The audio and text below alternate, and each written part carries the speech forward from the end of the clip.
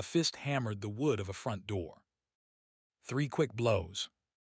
Then silence. Then 3 more, weaker. Like the hand was running out.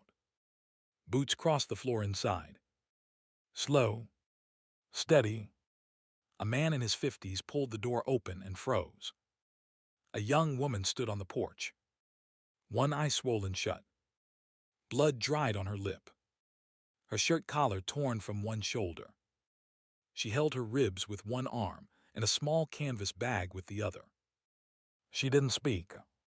She just stared up at him like she'd run out of doors. The man's name was Harlan Boyd. He'd run his ranch alone for 22 long years. He had never seen this woman before in his life. What she said next would put him on the road before sunrise with a loaded rifle and a name he'd never spoken out loud. Stay with me on this one. A fist hammered the wood of a front door. 3 quick blows. Then silence. Then 3 more, weaker. Like the hand was running out. Boots crossed the floor inside.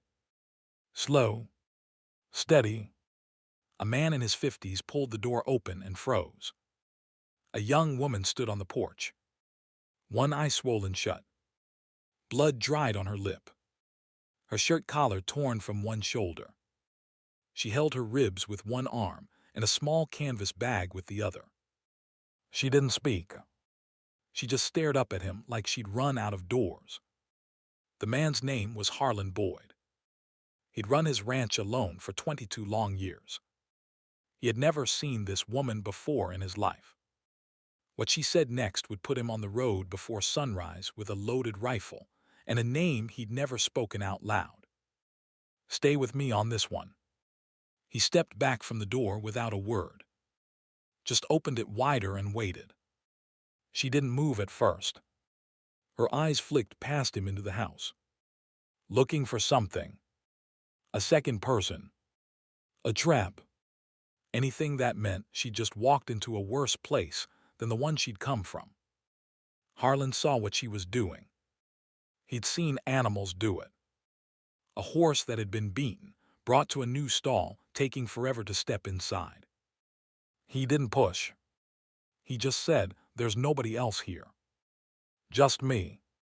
The kitchen's around that corner. There's a chair if you want one." Then he turned and walked back into the house. That mattered what he did. He turned his back on her. He gave her the choice. He didn't crowd her. He didn't hold the door. He didn't even watch. After a minute, he heard the slow sound of her boots on the wood. The door clicked shut behind her. The deadbolt slid. She'd locked it herself. He pulled a chair out from the kitchen table and set it facing the doorway. He set a glass of water on the table in front of it. Then he stepped back, leaned against the counter and waited. She came around the corner with the canvas bag still hooked tight against her side. She sat down. She didn't drink the water. She just stared at it like it might be a trick. Harlan didn't try to fill the silence. He'd learned a long time back that silence isn't empty. Silence is where things get said that words can't reach. After a while, he cleared his throat real soft. "There's eggs. There's bread. I can put on coffee. Whatever you'll eat." She shook her head. Then after a beat she nodded. Then she shook it again. Like her own body couldn't decide. "Coffee then," he said. He moved slow on purpose. He showed her his hands when he reached for the coffee tin. He kept the kettle in plain view. 22 years alone on a ranch will teach a man how to handle skittish things. And whatever this woman had walked away from, she'd come out the other side of it skittish. The kettle whistled. He poured. He set the cup down within her reach, but not too close to her face. She wrapped both hands around it. Her fingers were trembling. He saw the bruising up her wrist where the sleeve rode up. Old bruises. Yellow at the edges. New ones underneath. Like a calendar of every bad day for a month. He sat down across from her at the table. He kept the table between them. "My name's Harlan," he said. "Harlan Boyd. This is my place. I run cattle. Not a lot. Enough to live on. There's nobody else on this property. Just me and an old dog out in the barn." She looked up at him for the first time since she sat down. "My name's Me," she said. Her voice was hoarse, like she hadn't used it in a while, or like she'd been screaming. "Me Reeves." He nodded. He didn't ask her anything. He just nodded. "My truck broke down," she said. "Down the road. The one with the cattle gate. I couldn't get it started. I saw your light. That wasn't all of it. That wasn't even a tenth of it." But Harlan understood. You don't tell the whole story in the doorway. You tell what'll get you through the door.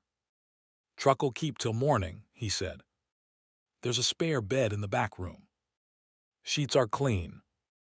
Door's got a lock on the inside." Me stared at him a long moment. Then her mouth started shaking. Not crying. Something further back than crying. Something that had been held down so long it didn't know how to come out. "You don't know me," she whispered.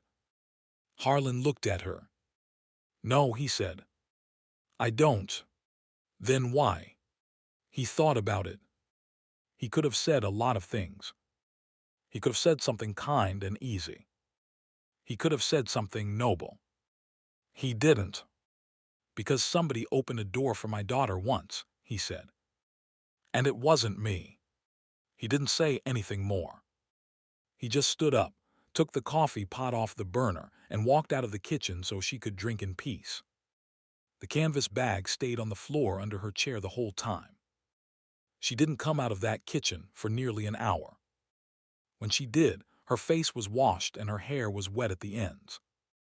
The blood on her lip was gone, but the swelling around her eye hadn't moved. She found Harlan in the front room, working a length of leather across his lap. Mending a bridle. He looked up when she came in. He didn't stop working. She sat down on the couch across from him. She set the canvas bag on the floor between her feet. "You said your daughter," she said. Harlan kept his eyes on the leather. "I did. Where is she now?" He pulled the strand through. He set the awl down.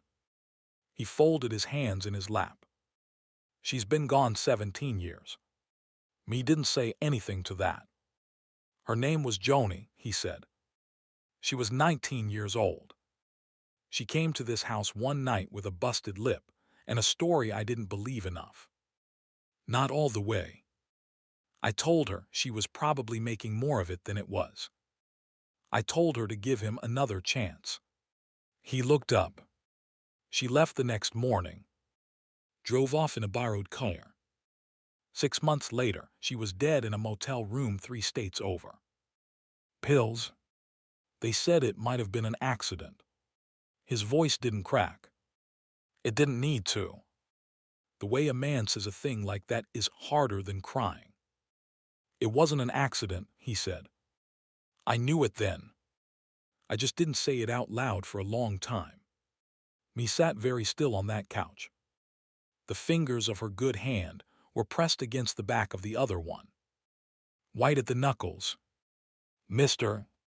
Boyd," she said. "Harlan. Harlan."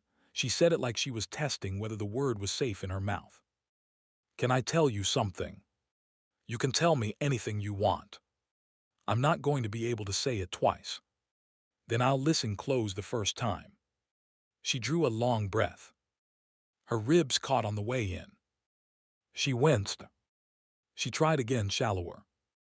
"My father," she said. "His name is Earl Reeves. He owns a piece of land outside Logan, about 40 miles from here. I lived there my whole life. My mother died when I was 11. After that, it was just my father and my older brother in the house. My brother's name is Caleb. He's 28 years old." Harlan didn't move. My father started hitting me when I was 12, she said. He told me I looked too much like my mother. He said it like it was my fault. I didn't understand what he meant for a long time. I understand now. She stopped. She put her hand flat on the canvas bag at her feet. By the time I was 15, my brother was doing it too. Hitting me. And other things. Things I'm not going to say in this room because I can't get the words past my teeth yet. Just understand me when I say it was both of them. My father and my brother did that. To me. For years, Harlan's hands were still folded in his lap. His face had not moved, but something in his eyes had gone very, very quiet.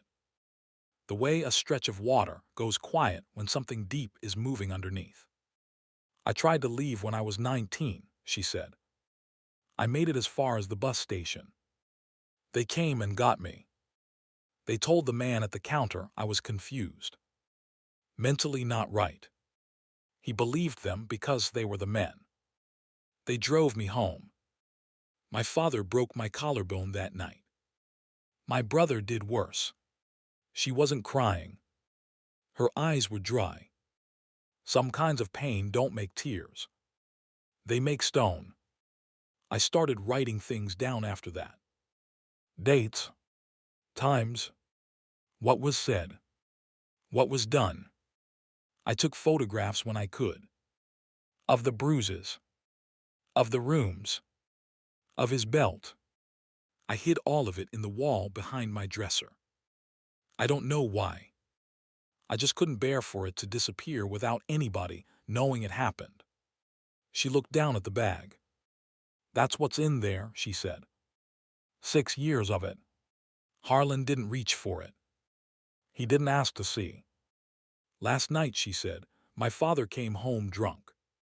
He found out I'd been talking to a woman at the feed store about leaving. He broke 2 of my ribs with a fence post. My brother held my arms. When they passed out, I took the bag. I took the keys to the truck. I drove until the engine quit. I walked the rest of the way to the first light I saw. That was your kitchen window. She stopped talking. The room was so quiet you could hear the leather creak as Harlan slowly closed his hands. He didn't speak for a long time. When he did, all he said was, "Eat something. Then sleep."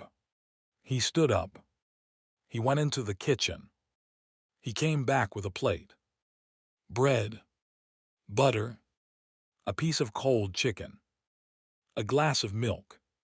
He set it on the small table beside the couch. She ate a few bites. She drank half the milk. He took her to the back room. The bed was made. The window was latched. He pointed at the lock on the door. "Use it," he said. She nodded.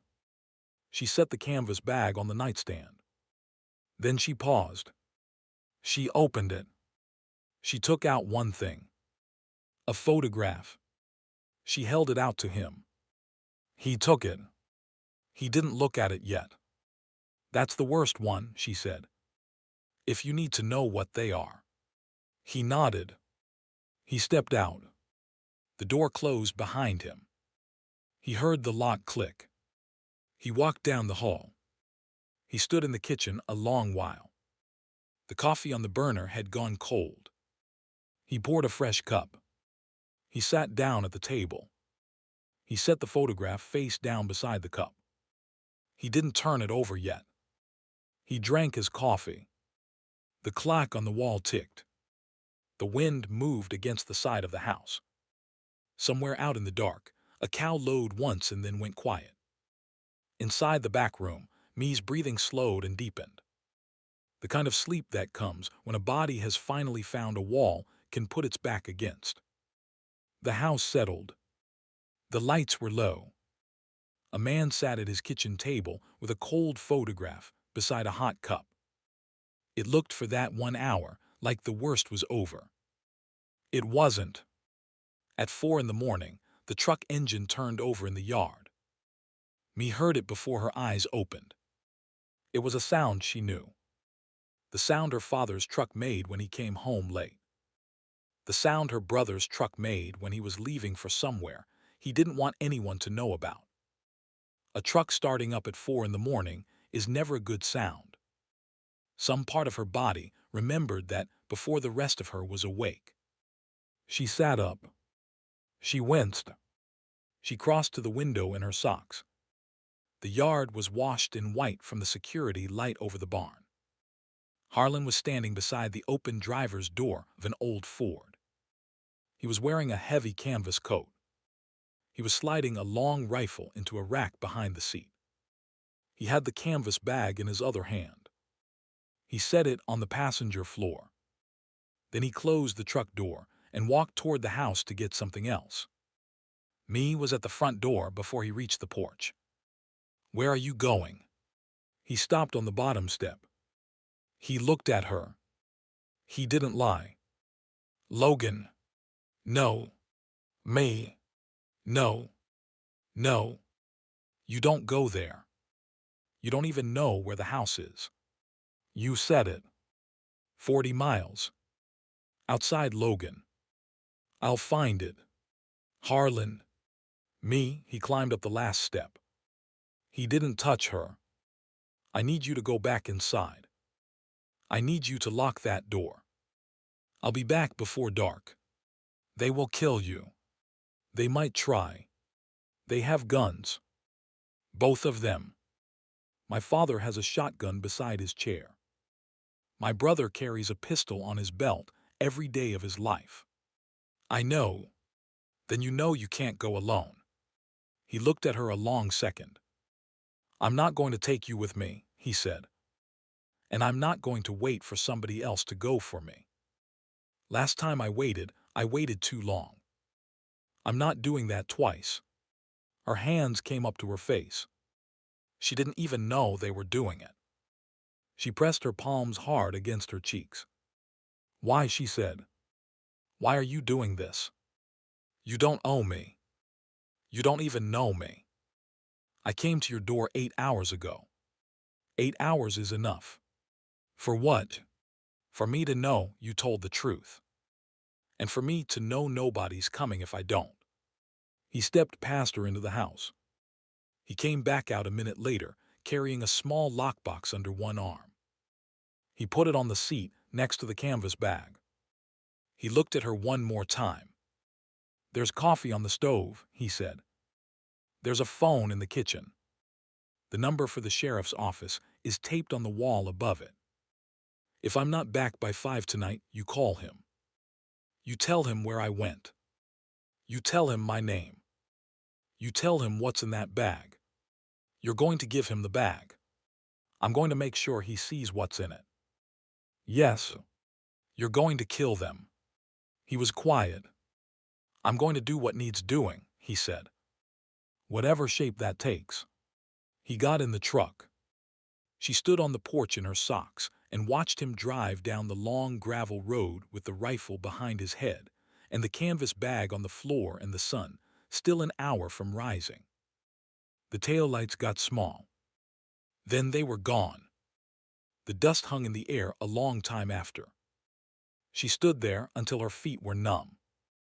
Then she went inside. She locked the door. She sat down at the kitchen table where he'd been sitting. The photograph was still face down on the wood. She didn't turn it over either. She put her head down on her arms. For the first time since she'd walked into that house, she let herself cry. Not the held-back kind. The deep kind. The kind she hadn't been allowed to do in 22 years, because there had never been a room she could do it in safely. If you've made it this far with me, do me one favor. Hit that subscribe button. Because what Harlan did when he got to that ranch is the part I've been waiting to tell you. And you do not want to miss it. She cried for a long time. Then she got up. She picked up the phone. She didn't call the sheriff. Not yet. She called information. She got the address of the Reeves property. The address she'd lived at her whole life. the address she'd been running from for 6 years. She wrote it down on a piece of paper. She put on a coat that was too big for her, off a hook by the door. Harlan's coat. It smelled like cedar smoke and saddle soap. She walked out to the barn. The old dog stood up when she came in. She found the keys to the second truck on a peg. She got in. She turned the key. The engine caught. She drove out into the dark behind him. 40 miles is a long road when you know what's at the end of it. Harlan killed the headlights a quarter-mile from the house and rolled the truck into a stand of cottonwoods off the county road. He sat for a minute with his hands on the wheel. He listened. There was no movement at the house. The light in the kitchen was on. There was a single porch lamp on the front. He took the rifle out of the rack. He didn't load it yet. He took the canvas bag in his other hand. He left the lockbox on the seat. He started up the long gravel drive on foot. The house was a single story spread with a wraparound porch and a propane tank behind it, and a barn off to the right that hadn't seen paint in 15 years. There was a shotgun resting against the porch railing in plain view. That told Harlan something. It told him whoever was sitting on that porch wasn't expecting trouble.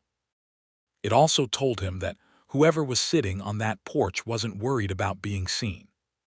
Earl Reeves was sitting in a metal chair on the porch with a cup of coffee in his hand and a cigarette burning low between his fingers.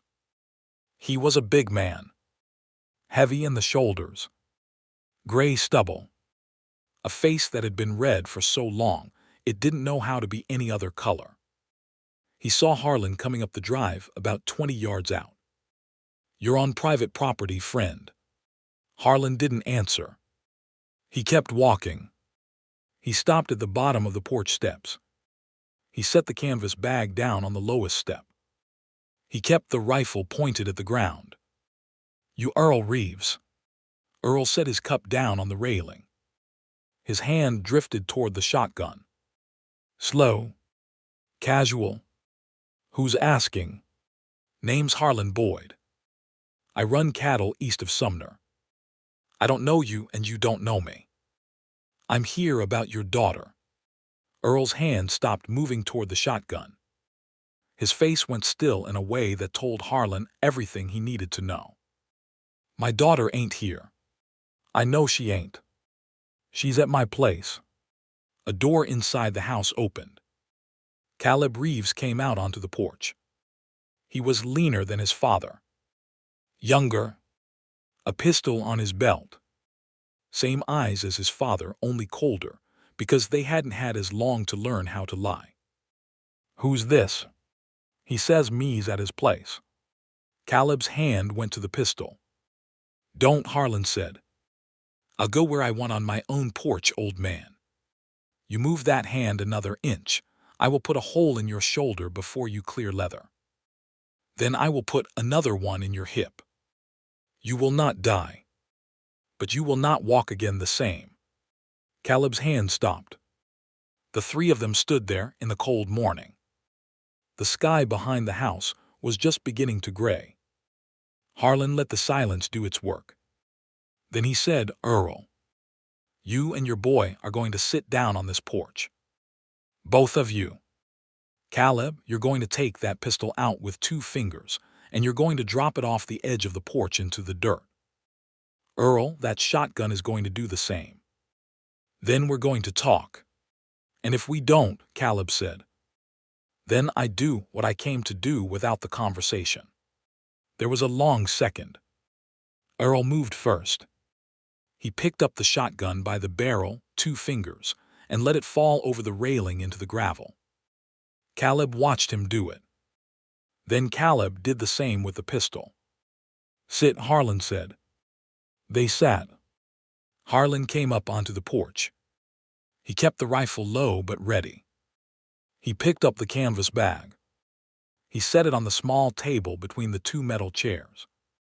He unzipped it. He took out a stack of photographs an inch thick. He set them on the table. He took out a notebook with a black cover. He set it next to the photographs. He took out a small bundle of letters tied with a piece of twine. He set them on top of the notebook. He took out 3 more things. A child's hairbrush with hair still in it. A hospital wristband from a county clinic. A small plastic bag with a tooth inside it. He set every single thing on that table. Slow. Deliberate. Like a man laying out evidence at a trial. Earl looked down at it. His face went the color of paper. Caleb didn't look at it. Caleb was looking at Harlan. Caleb was waiting for an opening. You have a problem with what you see, Earl. Earl didn't answer. I asked you a question. This is my house. It was. You're going to sign it over. To her. You're going to do it today. There's a notary in Logan opens at 8. We're all 3 going to be there at 8. You're going to sign this property and everything on it over to me, Reeves. Then you and your boy are going to get in your truck and you are going to drive out of this county and you are not going to come back. Or what? Or I drive every piece of what's on that table into the sheriff's office in Logan and I sit there until somebody reads every page of that notebook out loud. There's enough in there to put both of you under the jail. Caleb moved. He came up out of the chair fast. He had a knife on his other hip Harlan hadn't seen. He came at Harlan low and to the side, the way a man fights who's used to hurting people who can't fight back. Harlan wasn't a man who couldn't fight back. He stepped inside the swing of the knife. He brought the rifle butt up under Caleb's jaw. The sound of it was sharp and ugly. Caleb's head snapped back. Harlan turned his hip and dropped him over it, hard, onto the boards of the porch. Caleb's wrist hit the railing on the way down. The bone made a sound like a stick breaking. The knife skittered across the porch. Caleb screamed. Harlan put one boot on his throat. Not hard. Just enough. I told you not to, he said. Earl came up out of his chair. Harlan brought the rifle around. The barrel was an inch from Earl's face. Sit down, Earl. Earl sat down. Caleb was making sounds on the porch board that were not quite words. Harlan didn't take his eyes off Earl. He picked up the cell phone from his coat pocket with his free hand. He dialed a number from memory. Sheriff's office in Logan. He'd written it down before he left. This is Harlan Boyd. I'm at the Reeves property out on County Road 14. I've got Earl Reeves and Caleb Reeves here. I've got evidence of a crime that goes back 6 years. You're going to want to bring 2 cars and an ambulance. Caleb has a broken wrist. He earned it. Nobody else is hurt. We'll be on the porch. He hung up. He looked down at Earl Reeves.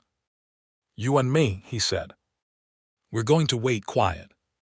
You're going to look at every single thing on that table while we wait. You're going to look at it until they get here.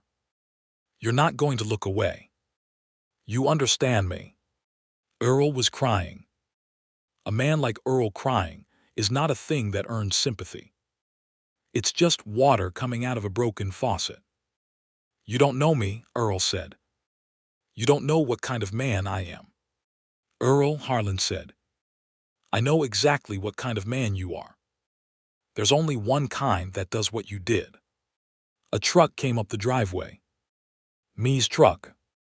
Harlan's second truck that she'd taken from the barn. She got out.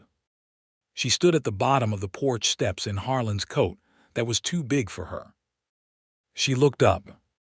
She saw her father in the chair. She saw her brother on the boards. She saw the things on the table. She didn't come up. She just stood there. Harlan looked at her. You don't have to come up here, he said. You don't have to look at them again if you don't want to. She shook her head. I want to look at them. She came up the steps. She walked past Harlan. She stood in front of her father. Earl wouldn't look up at her. "Look at me, Daddy," she said. Her voice was steady. The first time in 6 years it had been steady saying that word. He looked up. "You see me," she said. He nodded. "I lived. You hear me? I lived. And I'm going to keep living. And you are going to spend whatever's left of your life knowing that I did it without you." She turned around. She walked back down the steps. She stood by Harlan's truck and waited for the sheriff. 2 cruisers came up the road 8 minutes later. An ambulance came 2 minutes after that. Harlan put the rifle in the back of his truck before they pulled in. He met the deputy at the bottom of the steps. He laid everything out. He gave them the bag. He gave them the table. He gave them the names. He stood with his hands open the whole time. The deputy spent 40 minutes on the porch reading parts of the notebook. When he came back down, his face was pale. He went to his cruiser. He spoke into the radio. He came back. He arrested Earl and Caleb both. He thanked me 3 times. He thanked Harlan once, quiet, like a man saying thanks for something he wished hadn't been necessary. The cruisers pulled out. The ambulance followed. The porch was empty. The things were still on the table. Harlan went up. He gathered them all carefully. He put them back in the canvas bag. He brought the bag down. He put it in the cab of his truck. He looked at me. "You ready to go home?" She nodded. She didn't ask which home. There was only one she meant. They drove back the 40 miles in 2 trucks. Me went first. Harlan followed her taillights all the way. The sun came up over the road on their right side. The land out there was flat and brown, and turning gold at the edges as the morning came on. Neither of them turned the radio on. When they got back to the ranch, the old dog was waiting on the porch. Me got out of her truck. The dog walked down the steps. He pushed his head into her hand. Me sat down on the bottom step and wrapped both arms around the dog's neck and pressed her face into his fur. Harlan walked up. He sat down on the step beside her. He didn't touch her. He just sat. After a long time she said, "You said somebody opened a door for your daughter once. And it wasn't you." "I did." "Tell me that part." He looked out over his land. The cattle were a long way off. The sky was clean. "Joni was 19, he said. She had a boyfriend in town. Older boy. I didn't like him. I didn't say anything because she was 19 and she didn't have to listen to me anymore. One night she came home with a fat lip. She told me he hit her. She told me she was scared of him. I told her maybe she misread the situation.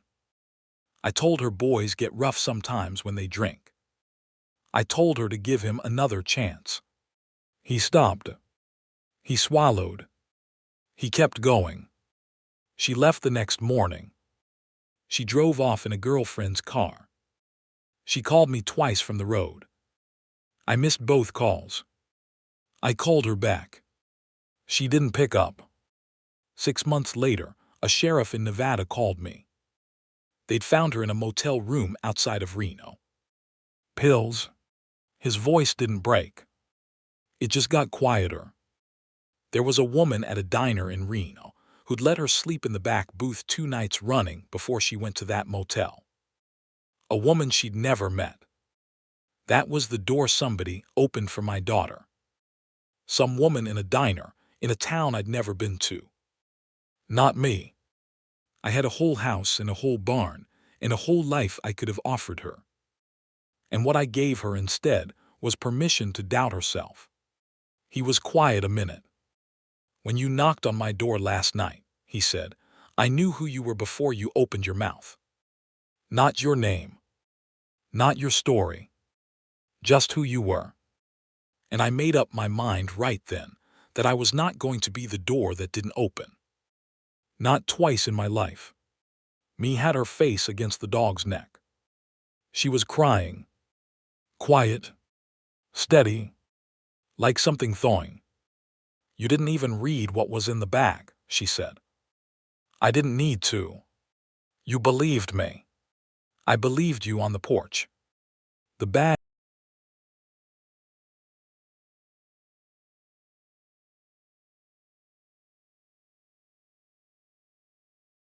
kind of color that gets worse before it gets better. Harlan, she said, I don't know how to thank you. Don't. I have to. No, he said. You don't. What you have to do is get well. You have to eat. You have to sleep. You have to figure out what you want the rest of your life to look like, because for the first time it's yours to figure out. That's the thanks. That's the only thanks I want. Anybody asks me later if I helped, I'll point at you. That'll be my answer. She nodded. She wiped her face with the sleeve of his coat. They sat on that step a long time. The sun got higher. The dog sighed and put his head down across both their feet. A breeze moved through the cottonwoods at the edge of the yard. Somewhere out in the pasture, a cow lowed once, the same cow as last night or maybe a different one. It was hard to tell from that far away. Harlan eventually stood up. He held out a hand. Not to pull her up. Just offered. She took it. She got to her feet on her own. He let go. Come on inside, he said. I'll make breakfast. She didn't follow him in right away. She turned around on the porch and looked out the way she had come in the night before. The same boards under her feet. The same door behind her. The same canvas bag on the seat of the truck in the yard. Everything the same except her. The night before, she'd stood on this porch on the wrong side of a door, with a fist raised and a story she'd never told anyone, and she had been ready to walk away if no one answered. She remembered that. She remembered being ready to walk back to the truck and keep going until the road ran out, because nobody had ever opened a door for her. Not once. Not in 22 years. This was the same porch. But she was on the other side of it now. And the man who had opened the door was inside the house, putting a pan on the stove. She took a breath. Her ribs caught. It still hurt. It would hurt for a while. But she could breathe. She walked through the door into the kitchen. The dog followed her. She closed the door behind her. She didn't lock it. She didn't need to.